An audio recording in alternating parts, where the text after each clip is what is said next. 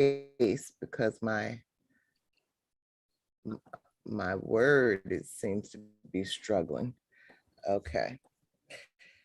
All right, so we're live now. I don't know. I did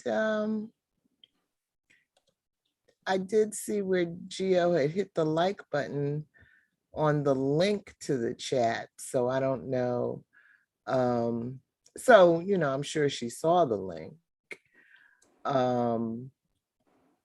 But mine went into an update thing when I was trying to open it up today. It had to update the software for Zoom. And am I frozen? Can you hear me? You're freezing. Oh. Now I don't hear you. Can you hear me now? Yeah, but you're freezing. Okay, I think it was Word was having trouble opening up. But yeah, so so my Zoom software had to update as I was trying to open the meeting today, and that took several minutes. Did that happen to you? No. No. Okay. Because I was gonna say maybe Georgette is dealing with that, but it might have just updated already. I think I did update it maybe a couple of weeks ago. Oh, okay. So yeah. So anyway, it's I enjoyed that chapter on scientific housework. And so much of what she does applies to everything. Really, I think what she's doing is taking universal experiences and concepts and applying them to science, to that sector. But it was definitely relatable for a lot of reasons. Yeah, I think during the time that she was there with the women that were supportive of her in many ways, that her grandparent had died. And they were there. They were there for her always at the right time. And I must say, the women in the laundry room coming to a new place only a few years prior to, and coming to a new, totally different environment. I don't know what I would have done without those women. Right. Because the office that I was in, it was just all Caucasian and me. Mm-hmm. And they had really no substance. It was that 80-something thing going on. Mm-hmm. But the women in the laundry room next to the morgue was my favorite place to be. Yeah. For lunch. Yeah. There's Georgette. Yeah. So you really related to that experience. Most definitely. They really kept me mentally in a place where I could be there. Yeah. Just simply be there. Yeah. Once I had my fill of them, which was like food for my soul, that I can go back to the office and finish up that afternoon. They kept me, I was a single mother, of course, living on my own, taking care of myself since 18. And they just don't know how they literally saved my mental, capacity. Kept me here, right here. Because without them. Caring matters. Hey, Gio. Hey, ladies. How you doing? Life is good. How you doing? I'm okay. I made it in here. That's what I'm saying. Struggle? I waited to the last 2 minutes. Okay. It's almost 6 o'clock. I came and turned it on. I'm like, update. What? Oh, Okay, that's what I said. I had the same issue. And Okay. I overslept in my afternoon nap. And then I get up and start rushing around trying to get the meeting started, and it goes into update. And I'm like, oh, is that Mercury retrograde thing happening? Actually, no, but it must be something else, some other planet, right? So somebody's acting up. Yes. Oh my goodness. Well, we are all here. So Yeah. yeah, we missed Venita last week. But Gio and I had a lovely conversation, Venita. But we missed you. oh, I miss you too. You don't know how much I miss you too. Aw. Last week. Yeah. Yeah. Well, we might as well go on and get started because there's lots to talk about, 2 chapters. So welcome everyone to the Global Black Feminist Reading Circle, session 18 that continues through August 8th. We are reading The Disordered Cosmos by Dr. Chanda Prescod-Weinstein. The Disordered Cosmos, a journey into dark matter, space-time, and dreams deferred. And we're tonight on chapters 9 and 10. And session 8, we're in session 18, which is the 18th public book discussion that we've had. We've had a few private discussions and a few specials. Remember the Beyonce special? We did. We did an election night special. But anyway, you can learn more about the Global Black Feminist Reading Circle at our website, which is on WordPress, readingchangeslives.wordpress.com. We also have a page called the Global Black Feminist Reading Circle on Facebook and a channel by that name, where we are live streaming from right now on YouTube.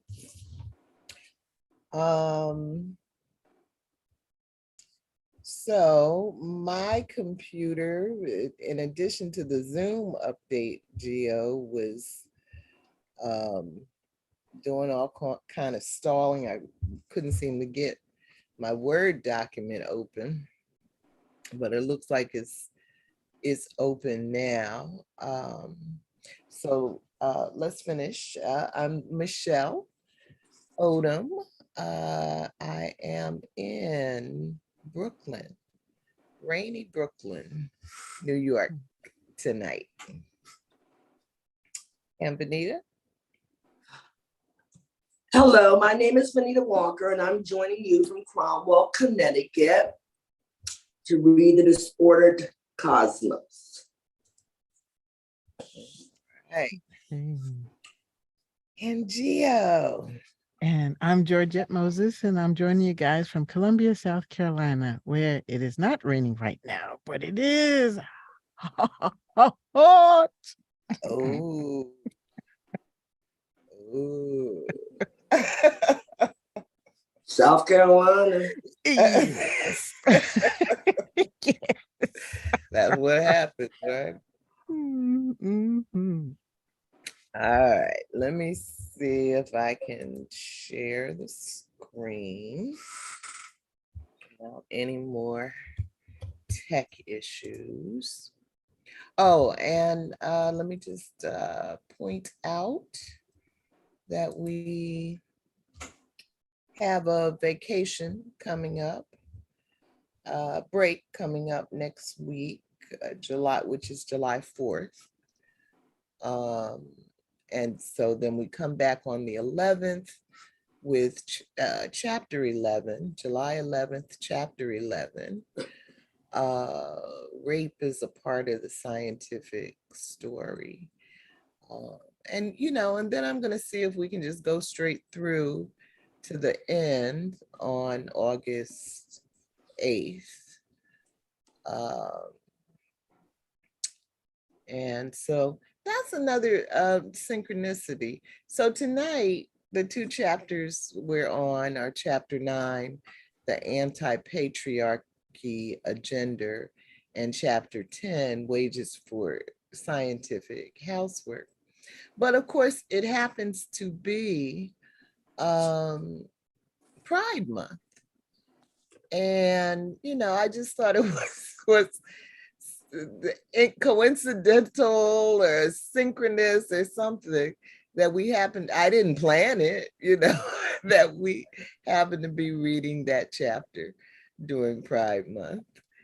And so next time we come back, will be on chapter 11 on July 11th. So I don't know, maybe some of those self-aware particles are trying to tell us something.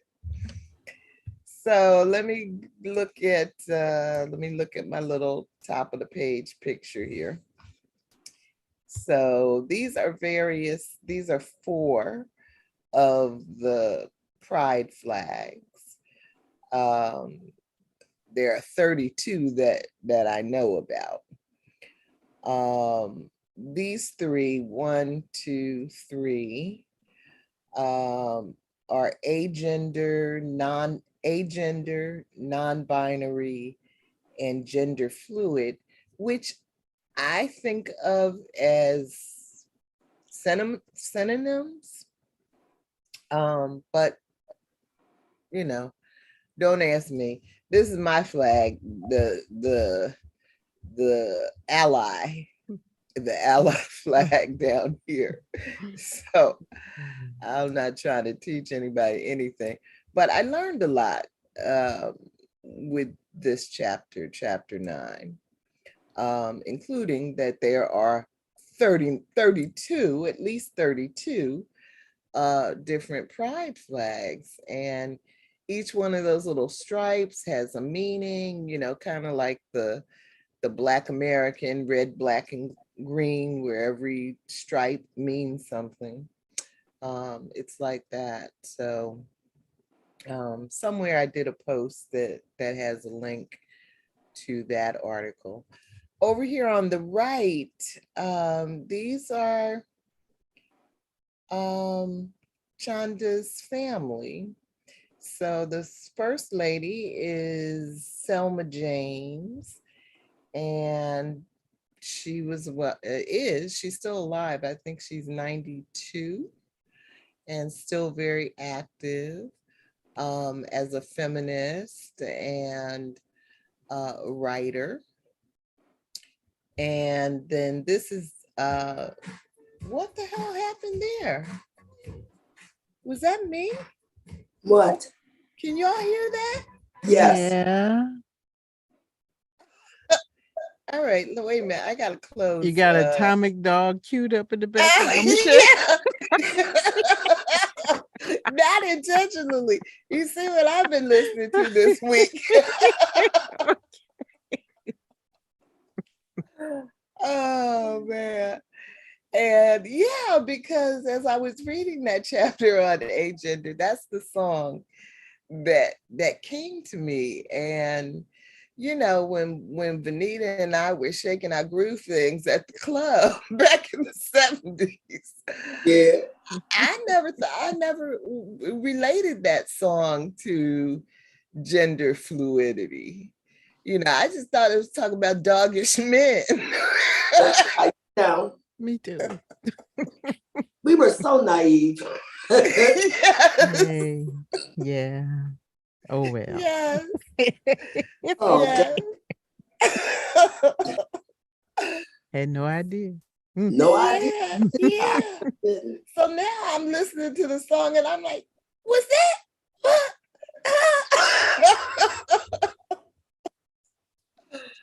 Oh, so this lady in the middle is Chanda's mother. And I've been saying the name wrong, Venita. It's Chanda. I heard her mother say it, and she says Chanda, so I'm gonna say Chanda.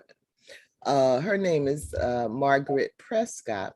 So the first woman, Selma James, who was married to the famous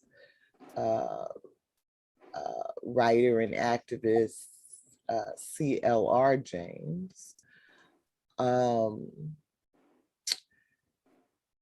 Selma James started an organization called a campaign called the International Wages for Housework. So Margaret Prescott, who was her daughter-in-law, is the one that her daughter-in-law and Chanda's mother started Black Women for Wages for Housework. And so Chanda, in her own way, is continuing that activist feminist legacy. And of course, the other song that came to mind for me as I was reading chapter 10 was the Isley Brothers, Work to Do. So I've shut down my Windows media, so I don't think we're going to have another no audio music. interruption. No. Oh, all right. Let me go ahead and see everybody can see the screen, right? Mm-hmm. Quantum mechanics provides a great analogy for the complexities of gender identities as particles. Quantum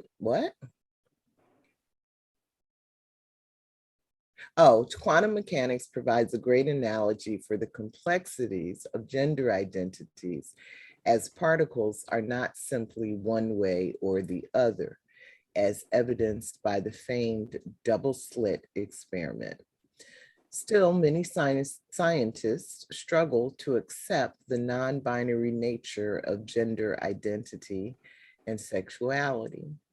In chapter 9, the Anti-Patriarchy Agender, Chanda Prescod-Weinstein explores her own experience as an agender, genderless person, as well as those of gender non-conforming people in science and society.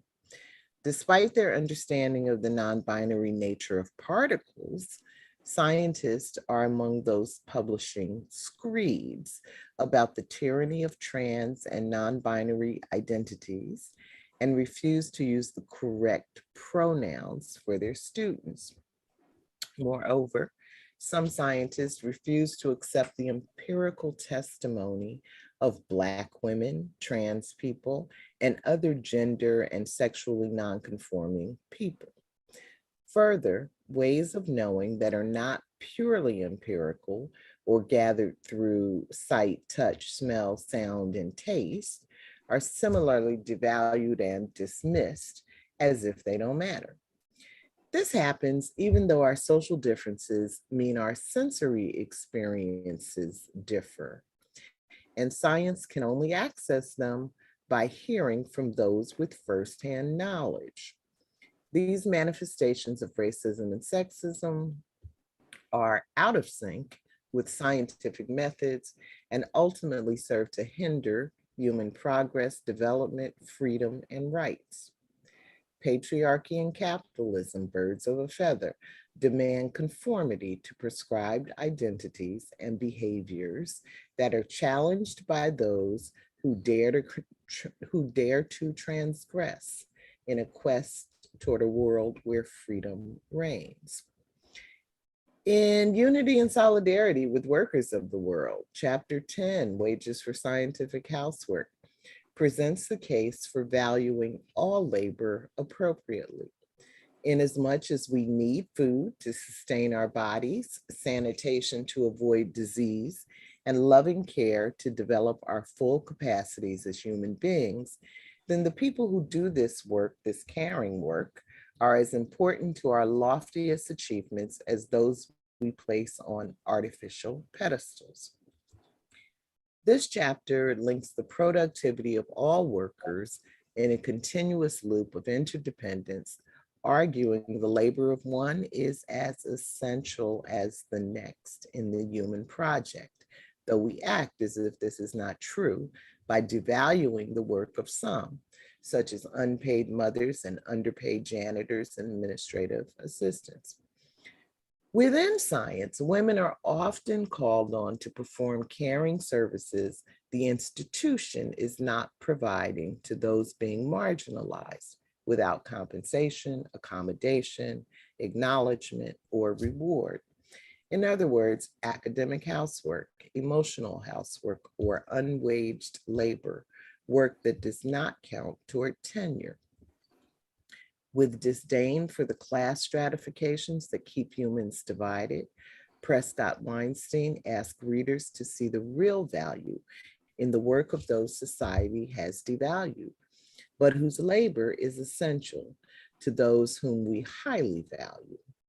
One does not exist without the other. The chapter builds on the concept of wages for housework articulated in 1972 by Selma James, the activist, author, and grandmother of Prescod-Weinstein. The International Wages for Housework campaign was expanded on by the author's mother, Margaret Prescod, who co-founded Black Women for Wages for Housework with Wilmette Brown, which advocated for welfare rights and reparations for slavery and colonialism. Understanding the contributions of janitors, dining hall workers, and administrative assistants means understanding that management styles that cut costs by cutting salaries through outsourcing and cutting positions are actually damaging science, the writer concludes. So since I have a lot of questions and we have 2 chapters, I thought I highlighted the ones that I most want to try to get to, and figured we could alternate, do a chapter 9 question, then a chapter 10 question, and et cetera, et cetera. Gio, huh? No, I'm just saying there are a lot of questions. Oh, hush. I'm just saying. We need another 4 hours. Okay. And what's new? Nothing, Gio, nothing. I got a whole book here. Okay, where you gonna start, Gio? Okay, we're gonna start at the top. Yeah, why don't you start with number 1? Okay. In the famed double-slit experiment, a beam of light or electrons are aimed at a metal plate with 2 slits some distance from a wall. We perceive light like a wave, and when beamed at the wall, look as if they split and go through both slits. But if you zoom in closely enough, there are individual discrete dots on the wall, as if individual particles were hitting it, not a wave. Electrons, too, do not behave as expected. All particles exhibit wave-like behavior, but the act of observing the particles changes what they do after we've looked at them. These fascinating features of particles led to development of quantum mechanics, taught to all physics and astronomy undergrads. Okay. And question A, why does the author use this experiment to open her discussion on trans and genderless people? In other words, how do the concepts of quantum physics and gender identity inform each other? And B, What does the non-binary nature of particles suggest to you about human gender identity and sexuality? Okay, thank you.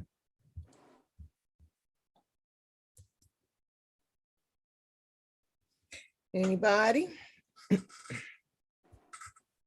So I was having a hard time seeing what Chanda was describing about the experiment. And she went through it pretty quickly. Uh, so I did find that video. I hope you all got a chance to see it. Dr. Quantum. Yeah, it was very helpful. Yeah. Yeah, yeah, yeah. But yeah, I don't know if she, to me, ever really draws the link between the experiment and her, her identification as a gender. And I think that the link, or the piece that's missing for me, is humans are particles. You know, we're particles. We're some of the stuff, of the universe. And so if particles are non-binary, then it follows that humans are non-binary, or at least have the capacity to be. Yeah, I had to think of, well, I just have to say it made me think. I'm like, okay. But somewhere in there, she does say that, like this spooky action, wave collapsing action that these particles engage in, scientists don't really know the whys and wherefores. There's a lot of mystery around it. And so too, there's still a lot of unanswered questions about this, can I say, intersectionality of gender and sex? Identification. I mean, and then I'm going to go back to the 32 flags, which I had no idea. Me either, Gio. And I'm Blew looking, me I'm like, away. oh, and what does this color mean? And and this one, okay. But then there's somebody over here with some plastic, latex plate. I'm like, okay. Yes. So where have we been? I'm like, wow, I feel so cloistered. I'm so Yes. like, I ain't been out there. I don't have any idea Right. what's been Right. going on. Right. So there's so much more that we don't know about just our very existence. And yet we follow these rules that have been established, right? But they don't fit for everybody. Right. Just like, and it's really in the, and I'm really trying to make this link. So the particles, they do what they do, right? They make random choices to go through the slits. And there's some interference. They're still in the waveform. It's their choice until they're observed and measured. Right. And that's when they do what they think you want them to do. Yes. Which probably is maybe where she's making this connection, is that you have people who are feeling a certain way or feeling no way at all. They're just going through life until society or their culture observes and measures them, criticizes them, judges them, tries to put them in a box, and then they feel like they have to make a choice between a slit. Oh, that's great. Maybe that's it. I don't thought, know. Yeah, I didn't think about it like that. That makes a lot of sense. Yeah. If that be the case, that applies to many things I can think of. A good example is the public educational school system that we send our children to every day. You are forced to either go down the middle if you happen to go to the left and you think artistically, if you happen to, or the right, if you happen to go to the left and you think more analytically, if you don't fit right down the middle, then you kind of drop off. Right. You know, if you don't go at that certain pace, by all appearances, they just measure all children the same. Right. Yeah. And if you don't go at that pace, or you see you of course, we can see an object. That's why I love art, and it's subjective, and we can see it in so many ways. Well, it's the same with humans, but they're forced into this box. So if I don't do well in algebra 2, but I'm a great sculptor, I might not be able to pass the SATs to be able to get into art school. Yeah, so it's just, I saw it's, it holds back the world. Right. It's just, Right. so that's you know, I mean, that's just one example that I see to see, Yeah. but it pretty much applies to most things. Well, yeah. I mean, now that you all have said that, you know, I'm thinking about, you know, being told you're a perpetual knee bender. There you go. Remember that, Gio, from medical apartheid? I use that term now. I have to remind someone one day that I am not your knee bender. Write that down. Right. Okay. No, I'm not telling you. I have used that term so many times because I've felt that, you know, in so many different ways and so many times. And just recently, I had to remind a person that there's a thing called being humble and accepting and being gracious. I'm doing this because I choose to do this for you. Unfortunately, I think it takes me the wrong way. You know, it's like I have to. So I had to remind them I'm not your knee bender. They do have them for hire. Right. You didn't hire me. But since you know, and even if you hired me. Yeah, it's like Chandra, you know, for all the work that she has done, just because she's human. And Michelle, Gio, you just don't know how wonderful chapter 10 was for me. Because very seldom do you know, I know you've heard me say it many times, and a lot of people take it the wrong way. I actually had scholars say, is that because you have a jealousy or some disappointment in your life? No, because most scholars I talk to don't have any substance. The only thing you tell me is what you know about the particular thing that you know. Okay, fine, that's fabulous. Can we move on? But in chapter 10, I discovered, and I'm so pleased, overwhelmed actually, with joy that she is a human. Not only is she a scholar and she's a brilliant scientist, but she is a human. And it's just so refreshing. I think I'm gonna read chapter 10 again, just because it makes me feel so good inside. Okay. It's a rarity. It really is. It's a rarity. And I just feel, and I wish she was here so I could give her a hug. Because I love hugging a human. I'm like, yes. Yeah. Although it cost her for being human, it always costs you for being human. You know, but she was willing to pay that price. Yeah. Because she knew that she was still doing something that was important for others. And I just, I'm so overwhelmed. You know, it just warms my heart. It really does. I'm done ranting, but that really warmed my heart, chapter 10. Well, let me, let's take a question from chapter 10. And I think that is where, let me see if I can find it. I think that's where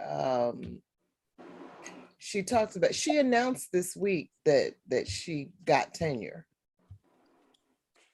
Yeah. And yeah. And uh-oh, am I freezing? No. No. I don't Okay. see you. Yeah, no, you're not freezing. The cursor's moving. Okay. I'm trying to see if I can copy the hyperlink. Because I really want to read this to you guys because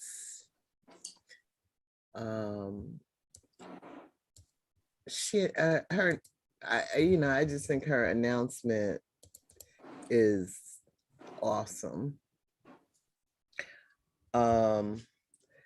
So while my Google Chrome is struggling to open, let me go on and read this question 8.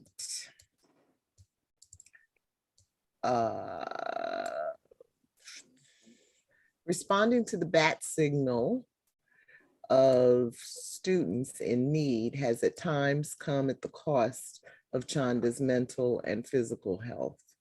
She started the blog Surviving and Thriving series for underrepresented minorities in physics and astronomy, STEM, to address some of the generic calls for help. She also calls in favors and connects students to others in better positions to help. And so she made the announcement on her blog, and I wanted to get your reaction to, if I can get it open. It's too much stuff. Paste. You have to sign up for medium.com to read it. It's free, but so this is one place that her blog appears 4 days ago on getting tenure. Yesterday, the Academic Excellence Committee of the Trustees of the University System of New Hampshire approved the president's recommendation to promote me to associate professor with tenure. This brought to an end a journey that I've been on since I was 11, when one of Stephen Hawking's graduate students responded to my emailed query about how to become a theoretical. Come on, computer, give me a break.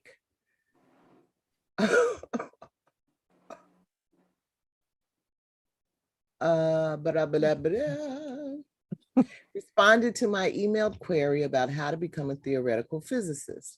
There are many people to thank for their support of me on this journey, including my family, my friends, my committee, the late Karsten Pohl and the late Julie Williams, my other colleagues, including the administrative staff and my home institution of UNH, as well as MIT, where I am a research affiliate, and the many people who mentored me, wrote letters for me, talked through problems with me, promoted my work, read and shared my book, and collaborated with me, most especially the early career members of my research group. Thanks to this community, I am the first Black woman in North America and possibly the world to earn tenure in either particle theory or cosmology theory. I earned tenure primarily on the basis of a body of work that includes notable contributions at the intersection of theoretical particle physics and astrophysics to our understanding of axion dark matter and how it might shape observable structure formation. Value was almost certainly placed on my ability to bring in almost $500,000 to fund this research, most of which went to paying the salaries of early career researchers who I got credit for training. I was also judged on my more minor contributions to research on neutron star structure, an award-winning book for general audiences that is now taught in classrooms around the country, and a well-regarded interdisciplinary body of service and peer-reviewed research that touched on questions relating to race, gender, ethics, justice, and diversity in science on Dreams Deferred. But While I was dreaming of becoming a theoretical physicist like Stephen Hawking, the academic world and the world of particle physics were both going through seismic changes due to changes in funding. Particle physics was in the midst of a decline that has accelerated during the 2 decades since I graduated from college and began graduate studies. More broadly, public universities and colleges, in a process that roughly began with Ronald Reagan's two disastrous terms as POTUS, have gone through extensive defunding that transfers the cost of higher education away from community-wide responsibility and onto individuals and their families. The same people who have pushed through these changes have also transformed university management into a neoliberal corporate enterprise that thinks in terms of products and customers and prizes the mythical market over ensuring we all have our basic needs met. Fuck curiosity, they said. Education must serve capitalism and not humanity. By the time I applied for college as a Pell grantee, I could not afford to attend any of the 5 University of California campuses that I applied to and where I was admitted. I chose Harvard because I wanted to work at what was then the Harvard-Smithsonian Center for Astrophysics, but also ultimately out of necessity, despite the expectation that I would have to work to survive financially. The fiscally responsible alternative, Caltech, which offered me a full scholarship with cash in my pocket, would have potentially meant being the only Black girl in my entire entering class. And at age 16, I was not prepared to choose that life. For today's students, the conditions are even worse, with not only UCs and other flagships around the country becoming even more unaffordable, despite occasional programs that keep tuition low for Pell grantees because the cost of living has gone through the roof, but also community colleges and institutions designed to improve economic mobility becoming increasingly costly. As someone noted on Twitter, number of students selling plasma to eat isn't a category that affects how colleges are ranked. I think it probably should be because the number is not zero. The defunding of public higher education has not only stuck students with a higher bill, it has also stuck faculty and staff with a higher workload and lower pay.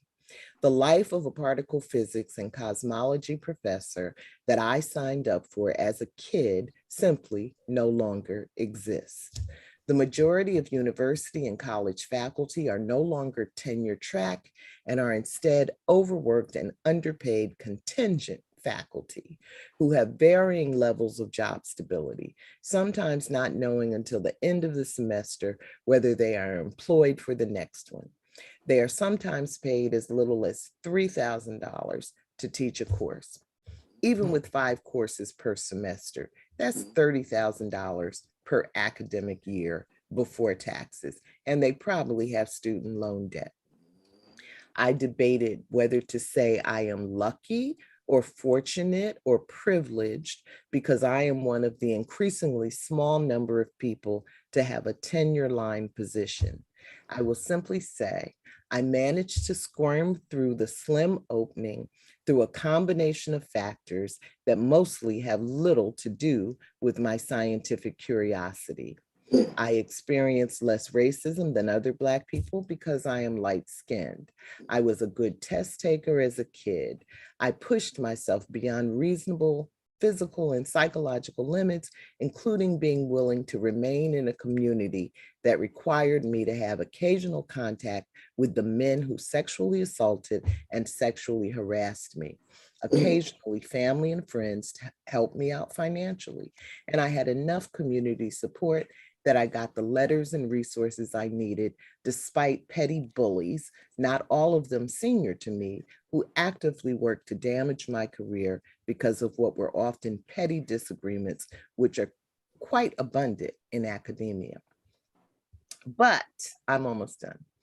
But I also did not get the job that I was promised at age 11. And it's not because as a kid I was naive. It's because as more people from the margins have entered historically white colleges and universities, these institutions have been defunded by people carrying Reagan's hateful torch. I had to pause working on this piece multiple times to reply to administrative emails that a few decades ago would have been managed by an expert. Today, as a faculty member, I am expected to not only be an excellent researcher, pedagogue, and mentor, I am also expected to be an excellent grant writer, or else my graduate students have nothing to eat in summer, which is a terrifying burden. A financial manager, an accountant, signing off on documents that have serious legal implications, and an expert bureaucrat who has memorized a dizzying array of information about what forms to fill out and who to talk to in order to solve problems. Instead of there being one person for me to talk to in HR, there are something like 5. And before anyone will explain anything to you, first they will email you an opaque PDF, and only then will they take the time to send lengthy castigations when you use their poorly designed software wrong. Oh, She going to fuck off. girl, you got that thing, she done. Nearly all faculty. She let it out. Yes. she's so done. So nearly all faculty have to deal with this bullshit. My experience with this isn't unique, and we in the sciences still have it better than our colleagues in the humanities. But I'm done. On top of all the usual crap, I have to deal with the microaggressions that people like me face, and because of my own ethical standpoint, I end up helping others deal with the oppression they face, not just at my home institution, but at institutions across 3 continents. I have no regrets about the support I provide people, but I am angry that these are our working conditions. These are our labor conditions. And it's not just faculty, of course. Graduate students' salaries are typically poverty wages, and faculty have limited ability to change that. Administrative and faculty staff are underpaid. And no, I don't mean executive admin, laugh out loud, and overworked. It's been made clear to the faculty where I am that the executive administration intends to transfer more administrative responsibilities onto principal investigators, research faculty like myself. This isn't something I'm paranoid about. This is something they are openly telling us. I struggle to find time where I can truly focus on actual ideas because there is so much time spent doing management and struggling to pay for the time where I and my research team might hypothetically have time to truly focus on actual ideas. All right, how much more? All right, there's still a lot more, but you get the gist. Well, just go to the last paragraph. Go to the last paragraph. Oh shit, I closed it, Georgette. Oh no. Why? Oh, y'all want me to finish? Yes. Yeah. All right, I'll open it. Let's give my. He's letting it out. That's I read that she starts out so sweet, thank you. And it's like, I'm telling you, smooth. I love it. I'd like to thank the Academy. And yes. I've been holding that in for years. Yes. No. Oh man, that's something we would do, Venita. That's cool. That's the truth. Start out. I like to thank the Academy. Meanwhile, back to the ranch.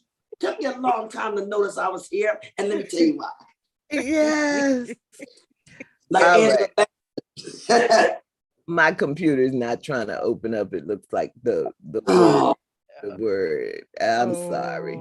I'm sorry, but you have a link. You have a link there.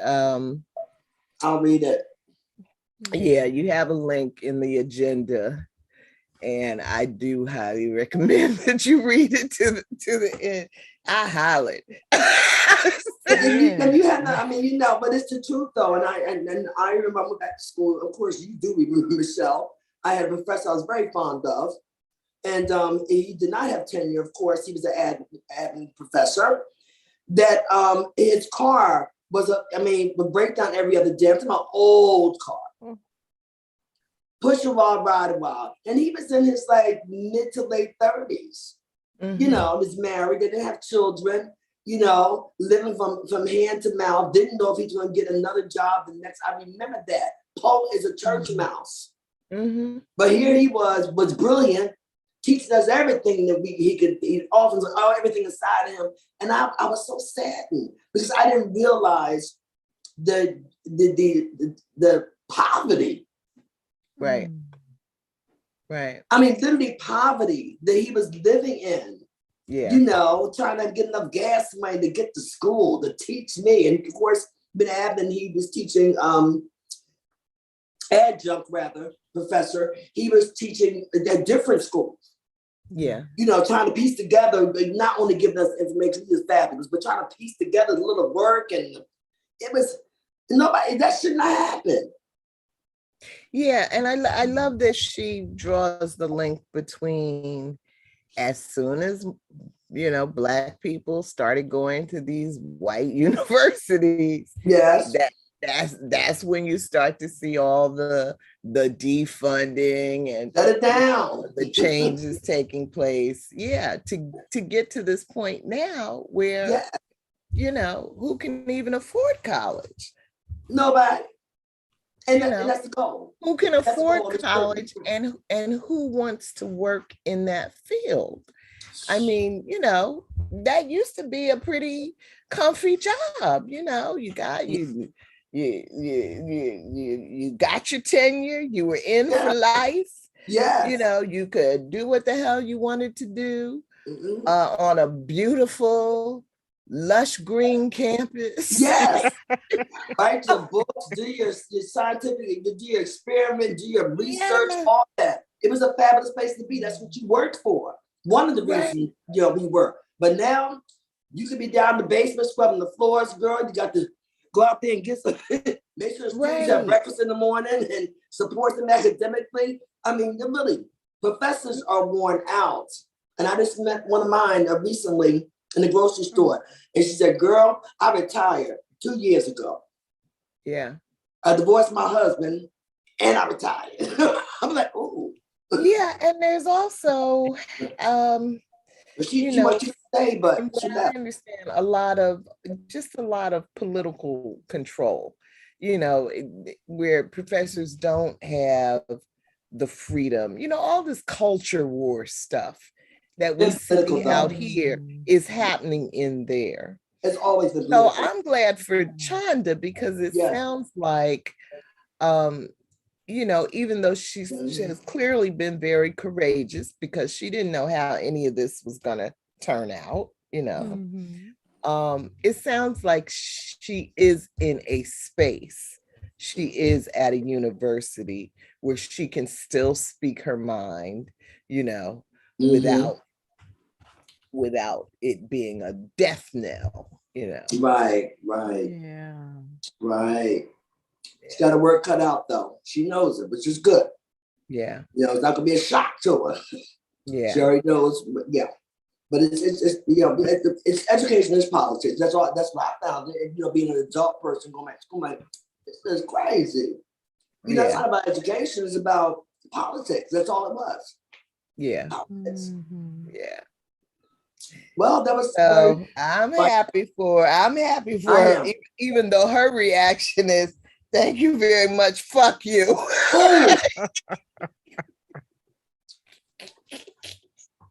That's a girl after my heart. I mean, yes. Throw it down. You know, it's just so it's so I'm just gonna have, it's disgusting. It's disgusting to hear that higher education is suffering the same disease as lower like high Yes, school and grade school, Yes. elementary. yes. We have such a teacher deficit in South Carolina. Mm. And they weren't paying, people enough anyway, To and live. requiring them to do extra, same thing that Shonda's doing. That's She right. describing the same thing that these elementary and high school teachers are doing too. Maybe Shonda didn't have to provide toilet paper, but for students. But Maybe. it's right, we don't know. But We don't know. we're paying taxes. Okay, where's the money going? Okay, Right. and then you want to blame the teachers, you want to blame the children, you want to blame the Of parents, everybody else except who's actually getting all the money. Right. Okay. And wasting all the money and wasting all the money. Yeah. Yes. That's exactly Yes. what they're doing. The public school system, it's really a shame. And it depends on where you're teaching in the public school system. Now you have the suburbs, it's just short the teachers. Yeah. But the teachers aren't dealing with a lot of things that the inner city teachers, they ain't doing nothing that the inner city teachers are dealing with. I mean, you have child neglect and child abuse, it's at a minimum.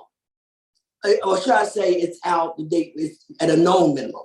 In the city, it's out there. These teachers are providing breakfast, lunch, and dinner. They're the doctors, nurse, clergymen, you name it, that's what they are to the children. And it's been that way for as long as I can remember. So, it's a lot. And yes, they're supplying toilet paper. Many teachers are supplying food for them. What they get is from the kindness of the teachers working for nothing. They can't even have money. Because when I grew up, a lot of teachers were actually getting public assistance, believe it or not. Yeah. They were getting public assistance. Yeah. Teaching every day. They were working in public. They couldn't work two jobs because, think teachers' hours are long now. You didn't see anything until when I was little. School started at 7:45, didn't end till 3:40. And then, with the whole team dropping kids off. It's a lot. I mean, you have to be, well, it's beyond dedication now. The teachers are just dropping like flies. And COVID did not help. They are. And then the programs Teach for America, they say, oh, we'll get the military people to come out, we'll give them a bonus. They'll come out of the military and come teach. They're like, we can't take it.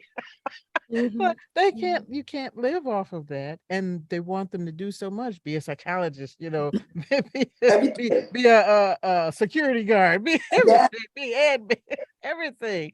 And no, even if you paid them something comparable, you've just used up everything inside of this person without giving them a break. That's not really what they're trained to do. So, No. No, meanwhile, you have what they're 40 different school systems with everybody's got an administrator and they got a secretary and administrative assistant. And what are these people doing? Okay, driving to work in Bentleys. Oh, yeah. Okay. right, because the oligarchs, they really literally want to just eliminate, destroy public education. Yes. And they're doing a good job. Oh, yes. They've stopped the life. Working. I mean, COVID, again, did not help. I know many teachers that retired that didn't have to. You know what I'm saying? They retired to get ready to bring, they treat them like dogs. No matter where you were, they treated teachers like dogs. You get out there. I don't give a damn whether you got a family. Right. It used to be an honorable profession. Not now. They treat them like they're lead vendors. Yeah. Yes. Yeah. So a lot of teachers, good teachers, left the profession. And I remember distinctly how they treated them. It was just, I couldn't even believe it. I absolutely, it was all for capitalism. We don't care. Yeah, we don't care about you. You make sure I don't care if you don't teach them anything. Right. We need a babysitter so they can get back out there Right. and work so they can make these corporations rich. Right. We can't lose a dime because of COVID. I don't care how many people drop off the face of this earth. You make sure, because and they treat the teachers like they were babysitters. Right. But that's, and maybe this is me with my public administration hat on. That's why, I think it's important that we don't just always denigrate public service. because that becomes the wedge. Remember the charter school movement? It was because, this drum had been beat that the public schools weren't shit. And so, okay, the private sector always comes in with their capitalist agenda and says, we can do it better. They can't do it better. No, but they get all the money. Okay? But they can get the money. I mean, look at Donald Trump. He wanted to privatize everything. There's a reason for it. Yeah. Because that's where the money is. Right. It has nothing to do with anything. Again, politicians are there to make you feel like you have a voice. Yeah. In reality, you don't. You have no voice. The billionaires and trillionaires in this country decide whether you're going to eat today or tomorrow, whether you're going to live today or tomorrow, whether it's through food or medical care, through anything else, education. You don't. Their job is to make you feel like you have a voice. That's it. No more, no less. Well, we got to keep pretending like we do. Well, and they know that. And they know that we do. Until they make it perfectly evident that we don't. Yeah, and with AI, and I was reading you Rick's little exchange, and I won't talk about it now, but I had a chance to read the exchange. They won't be able to make you feel that way. You feel that way in a minute. Right. All right, let's try to do another 703. All right, well, that's 2 questions from me, chapter 9 and chapter 10. Did you guys have a question you wanted to or something you wanted to focus on?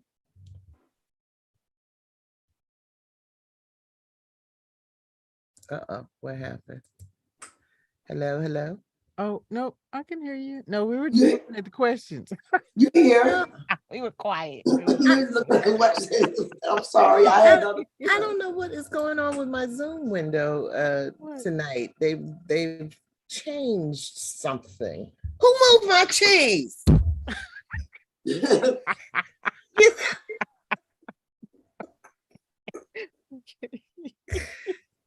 The AI. So what'd you say? You had a question, or you want to go back to my questions?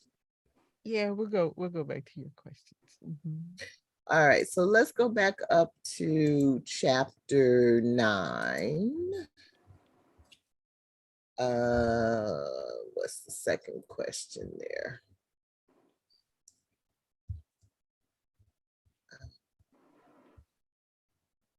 Question 4. Venita, you feel like reading? I can't even find question 4. Gio. Okay. I'm looking at it. I'm trying to find it now. Okay, I'll read it. You got so many questions on here. Go to book. Blah, blah, blah. We missed you. Yeah. Be cool, but that's Michelle, our writer, and a good writer at that. Yes, okay. She is. Oh, I'll let Jill read that. Star Trek. Hit it, Jill, sci-fi queen. Okay. All right, but wait a minute. I lost you guys. Lost us where? I can hear you. I know, but I can't see you now. No. Well, because you have the questions up. I can't see you either. Oh, no, there it is. No, there's I guess you all don't have the same box that I have. We don't, probably. But there's a little box that the 3 of us appear in. Oh, okay. When it's in share screen mode, and I had lost that little box. Okay, you ready, Gio? Yeah. I'm actually, I'm gonna do you have it up on your screen, Gio? I do. I do. Okay, why don't you read from there, and I will be right back. Okay, that's cool. All right. Star Trek, both the Voyager and Enterprise series, have episodes where the ship or a crew member end up out of phase with space-time such as Vanishing Point, where Korean American actress Linda Park, ensign Hoshi Sato, portrays what it must feel like to be completely invisible and never heard, yet able to get insights no one else has. One of the major contributions that feminist theory has made to our understanding of science is advancing standpoint theory, the idea that someone's particular social position can give unique insight into phenomena, insights others with different social positions would miss. Question A.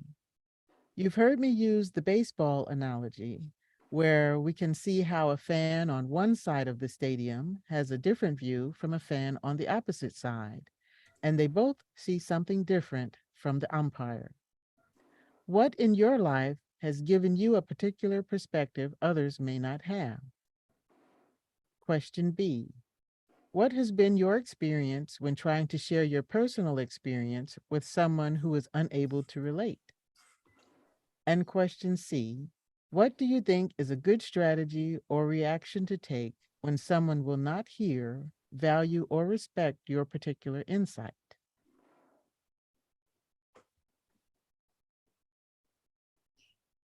Standpoint theory. That's a new term for me.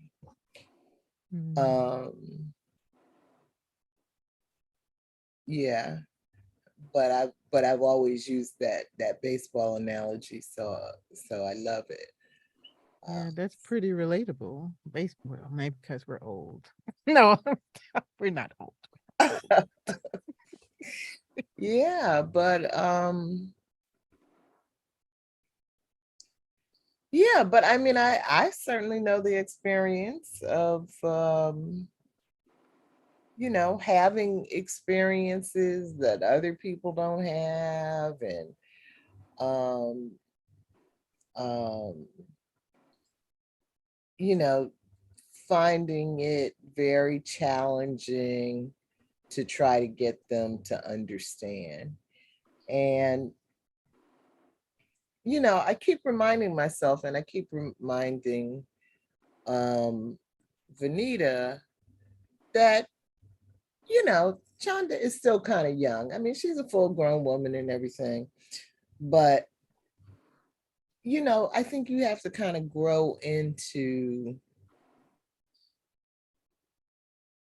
not giving a fuck whether other people get you, understand you, care about, you know, how you see the world, how you feel, what you think.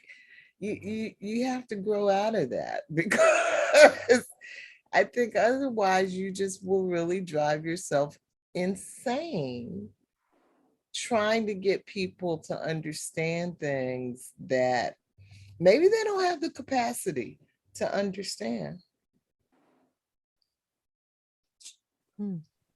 I don't try, be honest with you. You say you don't try? I don't even try. I don't think I ever have, because I think that what. No, you never have. I don't think I ever have tried to make a person understand my viewpoint or what side of the fence I stand on. Mm-hmm. I don't know if I've ever found it important to me for them to understand, actually, because people, and I guess people make so many assumptions anyway. They assume so much about so many people all the time, and then if for those that are perceptive or receptive about, you know, my standpoint, it's very easy. But for the most part, folks just don't want to hear. You know, especially white folks. They don't really want. A lot of times, I find they don't want to hear which side of the fence you're looking from. And you know, we're looking through a different colored lens. Mm-hmm. You know, our experiences are different, even though economically we may be right here together. Right. Getting here, our experience have a lot of times been totally different. Just totally different. And you know, that reminds me, another thing that came out of the double slit experiment, and this is something I read someplace else, was this idea that nothing is real until you look at it. And this is one of those concepts that they said Einstein was losing his shit over it. That nothing is concrete. That this phone is only hard because we're looking at it. That it's about the nature of reality, what is real. And so it had me thinking that, maybe intentionally or strategically, when white folks don't want to hear what we're trying to say, they are intentionally trying to not make it real. Our pain is not real to them. Oh, Right. You could whip a slave, you can do whatever. And maybe in your head, if you never look at it, it's not real to you. it makes sense. The brain is very powerful. We all live in the world together, but each individual person lives in their own little world. Not only I've had Black folks, white folks try to say, oh, if I do like, almost like children, I love when they little and they play hide and go seek and they stand right in front of you and cover their face that you can't see me. Right, and I'm like, oh no, right. I love it. That is the sweetest thing. And I'm like, no, I can't see you at all. You're standing right there. Right. Well, I've actually had Black folks do that too. Okay, so it's not just, that behavior is not just indicative to white people. Depends on what part of the world you're from, what island you're from, what your culture is, how, that colonialism is still set up in your soul with the Bible thrown behind it. I've had that come from Black folks. I've had it come from Black folks from different economic backgrounds, whether they're poor or whether they're scholars. They're totally blank out. I didn't have that experience. I may be poor, but I didn't have no. Or you find a scholar. That's not the way it is. Yeah. So it's not even black or white for me. It's after growing and learning and being exposed to different people's opinions and their lives and their environment. It's a universal thing. Everybody lives in their own world. That's why I don't even try anymore. When I was younger, yes, I didn't. Because you're young. You want somebody to hear you. That was over like in my 30s. It's like, no, I could be using those energies for other things that I know will produce positive results, but this can't do it because they ultimately won't make a difference. If that person is in that world and we're all in our own worlds within this world and they are not receptive, right, you are going to hardly change that. If they don't want to change it, you're not going to hardly change it. And quite frankly, the average person, well, we live a little longer now, unfortunately, because I just looked at my electric bill. It's $9.8 million for last month. But we're living longer. In this lifetime, we don't have enough time. I mean, I personally don't have enough time to try to get you to understand anything. I really don't. That party's over. And I think a lot of young people are feeling that earlier than we did. That group that from 2008 when Wall Street went down and both my children fall into that and now they're even starting that even earlier. Where I'm not trying to convince you of nothing. This is my reality and actually it's John's reality too. It has nothing to do with black and white. And that's Mary's reality. Right. I'm not trying to make you hear anything, okay? Yeah. Because we have too many things going on. So, Yeah. Yeah. We all live in our own little worlds. We all have, and the brain is powerful. The brain is so powerful. I mean, every day I'm amazed by what we convince ourselves of. Yeah. Yeah. Standpoint theory. Well, you know what? I appreciate that link that you shared to the interview with Chanda, her mother, her grandmother, showing that you got 3 generations of activists there who their passion is trying to change people, trying to unify people under, to achieve a goal. And so I can see now, I understand, why, some of her motivation, what she says and how she says it and why she's so Mm-hmm. passionate in it, but you could even hear it in her grandmother, she's 92. She's like, Yes, well, what I have to say, yes, Mm-hmm. yes, that's what happened, yes. Hmm. she did, because people are still messed up. You Right. do what you can with people who of like minds, you do the Yeah. best you can. Best you can. But Yeah. I think part of the problem is people, you forget that when you're interacting, whether it's physically or through written media, first you have to seek to understand, then be understood. Nobody's doing that. They don't want to. They're just gonna blah. This is what I believe out there. And Yeah, and now it's over. Our conversation is over unless you say, oh yeah, you're right, Right. that's it. unless Right. you Right. agree. And Right. so I, like you guys, I'm like, I'm not going to waste my breath trying to convince someone when I already, after a few interactions, I understand that they have these roadblocks, these mental and Yes. cultural and emotional, psychological roadblocks up where they're not ready to accept outside information, right? They're not ready Right. to accept the possibility that if you're not looking at the item, it's a waveform and it hasn't collapsed into the particles that you need it to be Right. when you look at it. Okay. They're not ready for these other Yeah. ideas, that because they're not comfortable, right, with stretching outside of their norms. Right. This And is what true. is Yes. normal for one person is not normal for the next person. Thank So you. we have a real deficit of compassion, and that's part of it. So that, I hadn't seen that episode, that Star Trek episode, but it sounds something very Star Trekky. They Yes. are always trying to teach us something, right, if we paid Yes. attention. um that often when you're not seen, right, you're quiet. And this happened to me, as a child. When you are not seen, you're able to observe the grown-ups operating. You see where they, oh, they didn't do that, handle that right. Okay. And I'm gonna remember not to do that.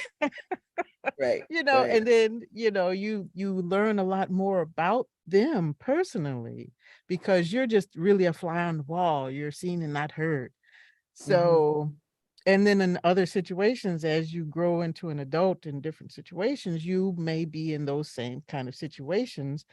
And you just wait until an opportunity arises and someone looks at you and what do you think? And then you tell them. Right. Okay. Right. And Right. they have the choice to accept it or not. But you laid your, your little wisdom, your little heart, whatever you want to express out on the table. Boom, you dropped the mic, you walked away. Right. Because Right. that, Right. they can take it or not, but Right. there was an opportunity. So I wait for opportunities, and if they don't arise, that's okay. I'm moving on. That's Right. I it. got things to do, Right. stuff to Right. learn, experiences to have. So I'm not, Right. you know, Right. that's life. That's it. Mhm. Let's I want to get to one more question.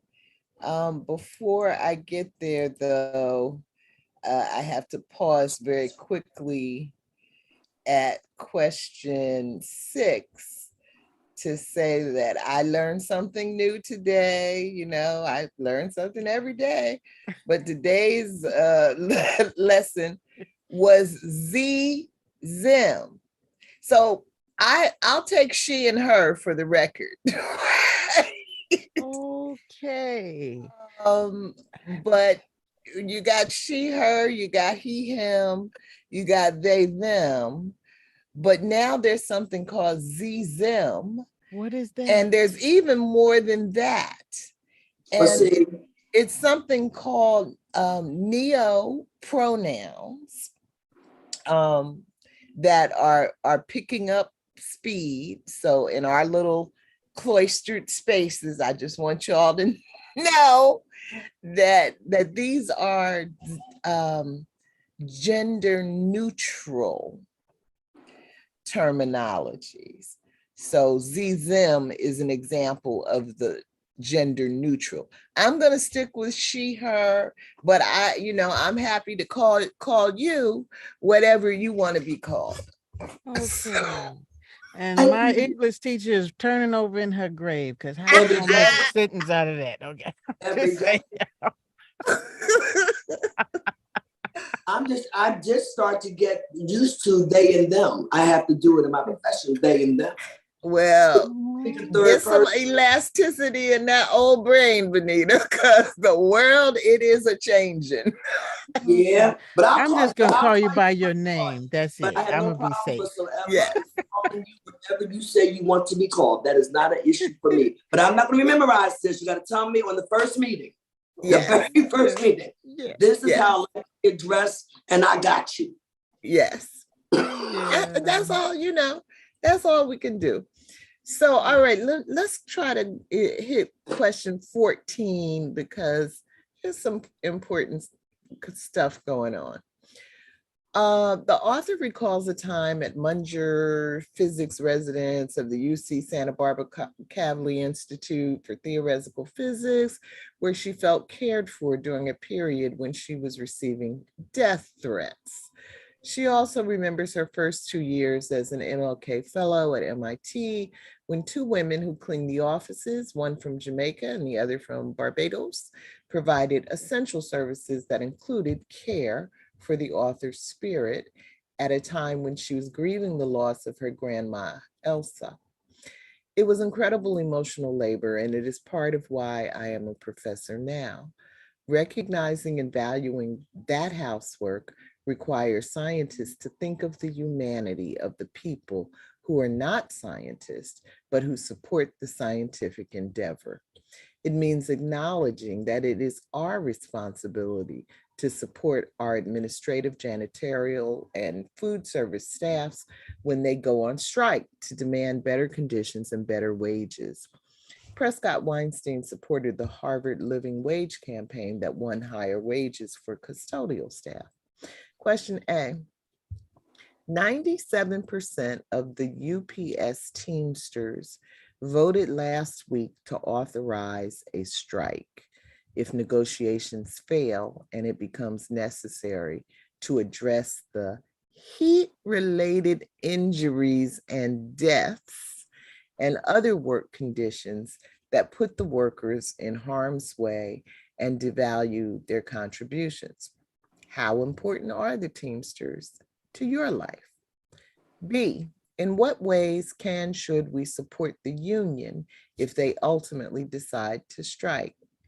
C, currently film and TV writers are in their 8th week of a strike against major Hollywood studios demanding better pay, equity, and protections from the rise of AI. Have we actually reached the end of humanity? D, do you think it will make a difference whether movies and TV shows are written by people or AI? And if so, in what ways? E, was fair, humane treatment ever a thing among humans? And if so, when? All right, I guess I was feeling a little cynical when I wrote the question. I mean, the end of humanity. Wait. The Teamsters probably won't have to worry much about dying and being injured in the warehouses and trucks when robots and self-driving cars replace most of them. Is there anything we can do at this point to stop, slow, or reverse the trend of making human capital a thing of the past? G, are there reasons to embrace the coming uselessness of human labor? H, considering the relationship between science and technology on the one hand versus outcomes that destroy life and the world as we know it, such as nuclear weapons and AI, on the other hand, how might humanity create a better balance between benefiting from science and being destroyed by science? Think about the submersible. Is that the end? Oh, thank That's God. that's Oh, I'm sorry. that. I'm talking out loud. I'm sorry. Did you hear that, Michelle? Yes, EFGHI. Venita. Are these your pronouns, girl? Yeah, JKLM I'll take a she and a her. Thank and you a very her. much. Okay, I need to excuse myself for a couple of minutes. However, are we going to go overtime because you have a lot of F, E, F, okay, H. Yeah. If we could stay maybe 10 minutes or so to That's talk fine. about I mean, this. I just want if it's okay, but Jill, Yeah. Gio, Yeah, that's fine. Okay. No problem. for 2 seconds, I'll let you start with one of the alphabets. Thank you. So I listened to both of these podcasts. Oh, did you? I did Good. because I forgot that the Hollywood strike was going on because I'm reading stuff. Okay. And you don't hear much about it in the news. No, not like before COVID, when it was really a thing because people were waiting with bated breath for the next episode of their hot series, they were watching. And now I guess AI, or maybe because I was listening to the person they interviewed, and she was saying, yeah, we're not in a writer's room anymore. They sent us something, tell us to write all the parts already, write all the episodes ahead of time and send it in. So how, and that, it really explains the sterility and just something missing out of the shows they're putting out. It's trash. I'm not watching that junk. Right. I really pick and choose, Yeah. what I'm going to watch because I want quality writing. I want to know that the writers are, first of all, if it's based on a book, they're following the author's stuff, right? And if, like she was explaining, if they need a rewrite, if the actor is there and say, hey, I'd like to change this line or whatever happens, that the authors, the writers there say, hey, well, okay, let's try it this way. The human interaction. And then if you're talking about films, if you look at the animation, there are hundreds of people in that credits. Okay. And now those people are in danger of losing their jobs because of artificial intelligence. I don't want to see that. There needs to be a balance between technology and the livelihood of the human being, because we are not in a utopian society where humans can just go about doing what they want and they get fed and clothed, right? Everybody's got shelter. Right. People have to work. Most people have to work, for income and keep up. And I mean, even if you're if you're retired or you're on assistance, somebody wants some money from you, okay? And you're on a fixed income, but their prices are going up, right? So it's not equal. We're definitely not there. We're a capitalist run global society, and we don't care about human beings. So, the bells Right. and whistles, right, of AI, that will be a detriment. And what was it? The Google dude, AI dude said, most of the stuff AI does, 50% is guessing. Like, oh, damn. Yeah. Cool. And you want to place, our weapons in the hands of this kind of stuff, Yeah. all right, you want to play, and I've seen adverts, in YouTube for medical, come learn AI in the operating room. I'm like, oh, I can't go, Yeah. I can't go get surgery. Right. Because she's already had a couple of surgeries. She's over the hill. We just gonna kill her. Right. We're gonna turn the oxygen off. Right. Suppose the AI decides that I'm acceptable. Yes. Oh, but her kidneys are good. We can use those. Right. And then I'm dead because they need my Yes. kidneys. That's Right. it's so crazy. It's just so crazy. And It's then just no, go ahead. and then the Teamsters. Oh yeah, I know people who work for UPS, and there was a point, and I'm guilty. They came to my house every day because Amazon. Yes. I helped Jeff get his rocket. Okay. Yes. Yes. And those poor people, I know those bread trucks were hot as hell and they had no AC. But the timer, you on a timer. And look, once upon a time, I worked at the warehouse to load a truck. It only lasted 2 days because I'm like, because first they had, they showed you, and the next day you came in, wasn't nothing. I'm like, I'm gonna load this stuff up. Okay, I can't do that. So Yeah. there's no respect. You're a number. You have to Yeah. produce. And so Yeah. now with the AI introduced into, the piece, and I'm going to talk about the Amazon warehouse, okay, Mhm. with the robots there. The person told me that you come in, you have a little box you stand in. They don't have like they used to have people go and get stuff off the shelves. Pick a No, packer. right. The robot goes and gets it. You better not cross out of there because you get run over. You get killed.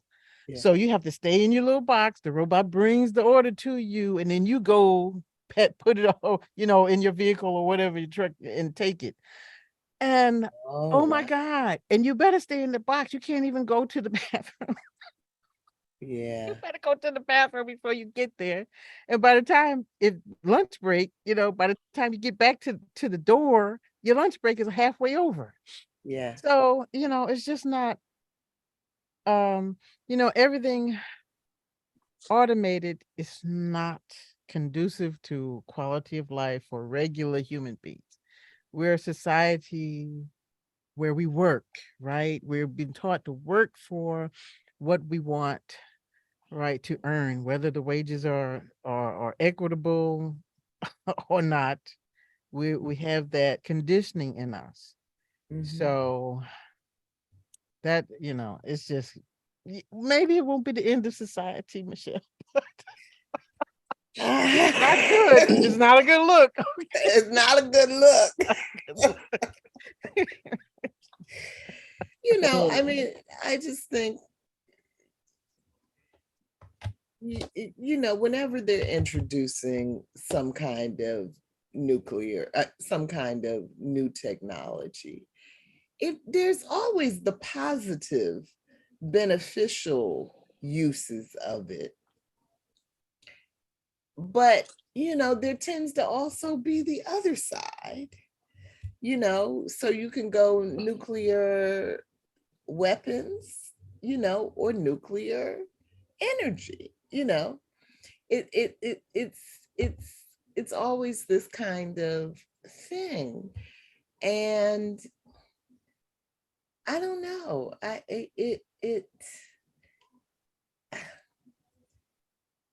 just think we've gone so far in detaching from our humanness that there's no reason.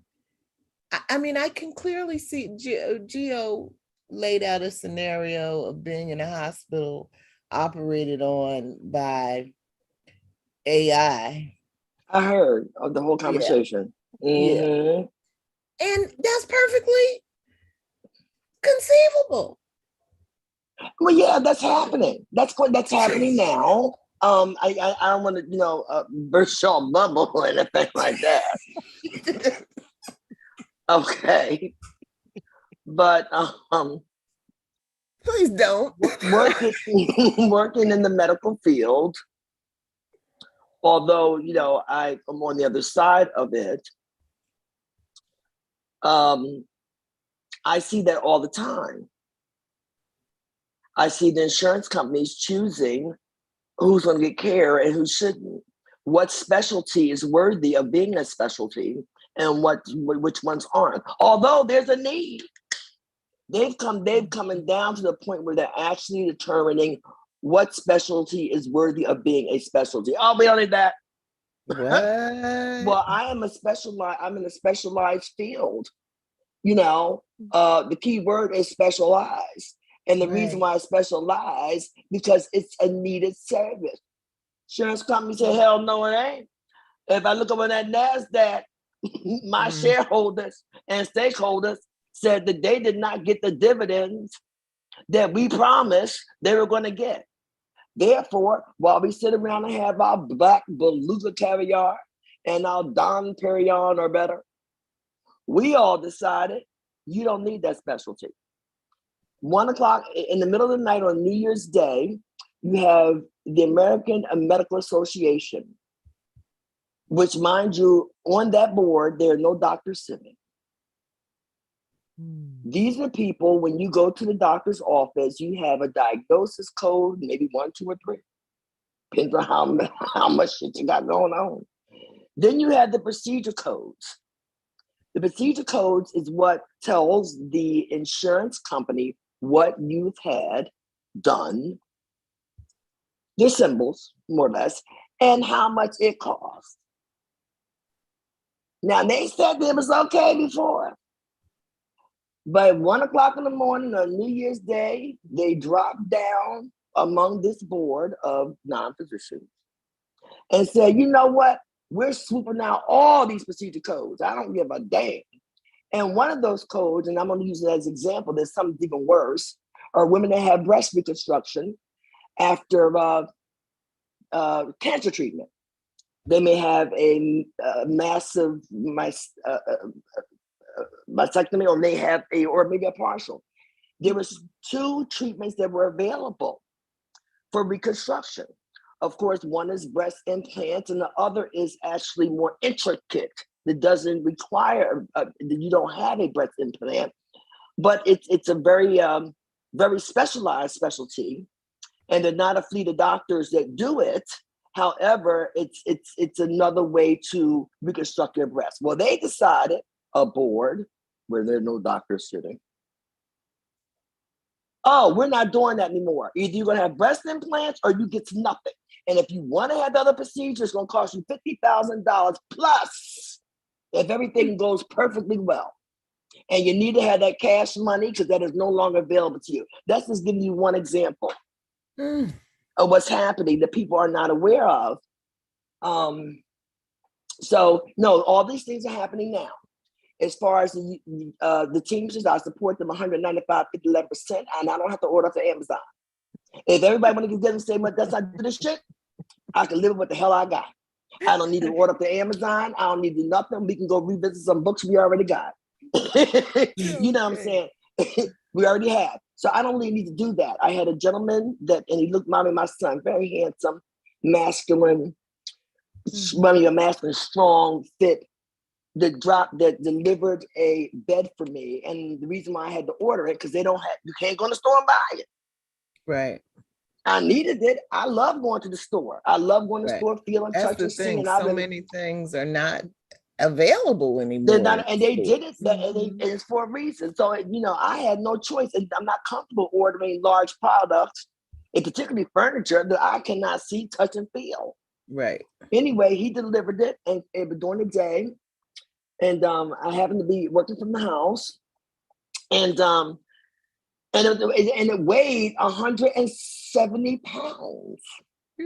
He was by himself. And I felt so terrible. I'm so sorry. My husband's working. He's not here. If he's here, he can help you. Because my car would have helped him. Whether they don't give UPS man's job. And I looked at him like he was my son. Yeah. And I said, what's going on? Somebody's sick today, but where's the other man? Because I can't help, I'm not trying to be funny. He said, oh no. He went on to tell me a few things. And I always offer them, drinks. So you want something to drink? You know how mothers are, because you mind your son. You need some lunch? You want some water? You gotta go to the bathroom? I got some juice, organic apple juice up in here.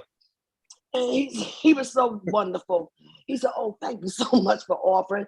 But I said, you got enough water in there? Because it was hot. It was so hot, and I was really concerned, Well, he was buffed or died, dehydrated. I said, you got enough water, nigga? I got plenty of spring water. I got some cold over here. Here, you want to take this with you? But that was firsthand of what's happening. And I felt so sad inside. It's like, I don't want nothing. If at the cost of him, lugging 170 pounds, buffed or not, and out here in all this heat, no air conditioning, jumping out this stupid truck, we have to make that change. Yeah. The same way the changes are happening now, where people are working from home since COVID, because a lot of reasons, of course, and they've even moved across the country and done different things. because of it. And all of a sudden, you get a new CEO. He's, I want everybody back to work. Yeah. And people like held to the no, and 70% of them are prepared to leave. They say, okay, Yeah. I'm going to see you later. Because people actually had a time to sit back, which they never had that opportunity without COVID, to think about what is important to them. Because you usually work like a dog. You just work and trying to keep your head above the water. And they are saying, wait a minute, we would rather live with less, way less. We would rather, you know what I'm saying? And this is what's happening. So, you know, I'm for the Teamsters. We have to do something about it. AI is going to be there because it's here now. But I'm telling you that if we don't do something now to slow it down, it's not going to go anywhere. But powers in numbers. And it's not going to happen because the 80s came. And some folks, as we live in our own little worlds, the ones who have more economic power with larger salaries and so, refuse to give up those luxuries. I mean, look at COVID. As soon as COVID was mildly under control, I got to have my vacation. I'm going on a cruise. You would have caught my ass on no cruise. Yeah. I mean, but that's just one example of why it's so difficult. But still, there's enough people that can still make a change. If you just, you know, put your own selfishness to the side just for a minute, think about somebody else, for God's sakes. And more than anything, think about yourself, because if we don't do that, you're going to be affected. And you're right, Gia, they'll go in there and say, you know what, you an OG, girl, bye. Now take that book with you and the group. Okay? And tell them not to come over here, because the same going to happen to Michelle and Venita. Let them know we ain't doing that. And by the way, I'll take those eyes over there. You can see pretty good, Venita. You got lupus for your eyes in 2020. We'll have those. You know what I mean? It's the truth. I'm laughing out of nervousness, but you know, if you're on the other side, you would be terrified at what I know to be a fact, because I'm experiencing that. Being on the other side. You know, they're already deciding who's going to have what, who's going to live, who's going to die. Whether your brain injury are you going to have the therapy you need? Whether your child with autism is going to have the therapy they need, so they'll be able to live the best life that they can live, because the disease is not going anywhere, or the birth defect, or whatever you might want to call it, the medical term, it's not going anywhere. But they're deciding you don't need no quality of life. You with that child with autism that's mildly severe, they ain't getting it. And if you don't have the money, as long as that specialty is still there, and that won't be there very long, because, you know, of course, your first goal or objective as a physician, and even Chandra's as a scientist, is to do the best you can, your very, very best by your patients. And she's doing her research with all things in mind, whatever they may be. But if this continues, that physician won't be there, and it won't be by choice. You still got to pay electric bill. You got to pay some rent or mortgage. You got to pay to get the supply. You can't work in it like that. And the insurance companies, which are the elites, excuse me, are deciding. And it's here now. It's not coming. It's actually here. Yeah. So now let's spoil your evening. Yes, thank you very much.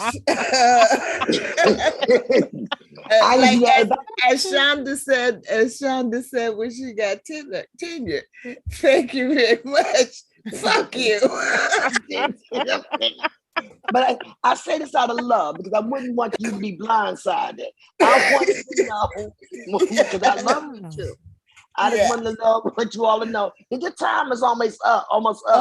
Ain't got nothing to be an OG. Okay, we might not be here next year this time talking about anything, because we might be at the cemetery. Oh, no, that's too high. We'll be at the infirmary. All I can say is I hope they give those Teamsters whatever it is they want. And I hope they give those writers whatever it is they want. Yes. And this, and you know, and that's really the essence of chapter 10. that Chanda is getting at, that Mm-hmm. all workers matter. We are connected. Certainly. We are Yeah. neglected. You can't abuse one sector, and expect it to not, have an impact somewhere else. Yeah. So Well, look at yeah, COVID. COVID made us all dependent on home deliveries. Well, no, but look at COVID as far as the essential workers. Now we can live That without too.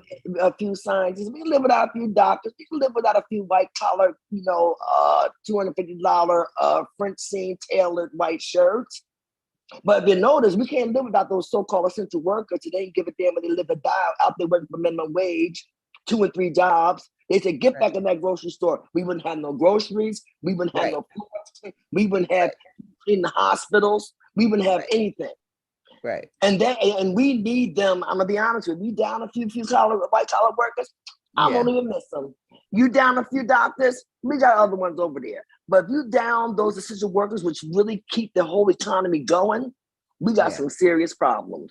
Yeah. But they were the most disrespected. Yeah. During that time of COVID, then people didn't care if they lived or died, and then it's also the consumers, not just the elites. It's the consumers. Right. They didn't give a damn whether they lived or died. And that's why I put the question in there about, what should we be doing to support, the workers, because you're absolutely right, Venita. It's the consumers, we have a lot of power, We have all the power. We do have all the power. Yeah. We don't have power as far as what goes on in Washington, because again, they're only there to make us feel like we have a voice, knowing full well that we don't. And if you think you got one, you're crazy. We have the power to decide and where and how to spend however many little dollars we get our hands on. You better believe it. You better believe it. And most of it is out of want, not out of need, and a lot of it's out of greed. Has nothing to do with it. And the only thing these capitalists understand is green. That's it. You're a ledger. Do you understand? You are a ledger. People can't seem to get it. That's why they have a thing called corporations, so you can separate the human, for liability purpose, but also it doesn't have a heart, it doesn't have a soul, it doesn't have a mind. Right. Okay, it has a ledger, and that's why companies incorporate. Yeah. That's why small business incorporate. So if something go down, you can say, "Oh, that's a separate entity. My personal home is over here. My finances over here, and that over here has a whole life of its own. Right. And that has no life. It's just a ledger. Right. So we are basically numbers. So with numbers, why don't we just get all our numbers together and use the power that we have? Right. But again, that's now that's something I will actually stand there and try to convince a person of. Probably the only thing. To see on the other side of the fence. That's probably the only thing I could possibly think of. Not never on the personal level of see my, all the trials and tribulations. That I will do. If relentlessly. You don't need 10 pair of shoes. Cheap shoes at that. Don't even make good shoes no more. All right. Support the picket line. The picket line. We support the picket line. Thank you, Gio. And we support the scientists too. We definitely support the scientists. She's a real human, and I really appreciate that. And if she's ever watches this, she needs to know that I'm feeling her. Chapter 10, and her and I have a relationship. She is aware of us. Really? Yes. Yeah. How you know? Because I tag her on Twitter. Okay. And so in some of my early posts, when we started this, she would hit the like button and she shared a couple of things. So she's aware that we're here. I don't know if she's been watching the videos, but she's aware that we're here. Oh, cool. That's cool. Yes. All right, you all. You all have a good week. You have a good happy 4th and a belated happy Juneteenth. And I will see you in 2 weeks reading our story together. All right. Stay safe. All right. You as Love well. you Good night, guys. Georgette. All right. Good night, ladies. Michelle. Good Good night, night. John Boy.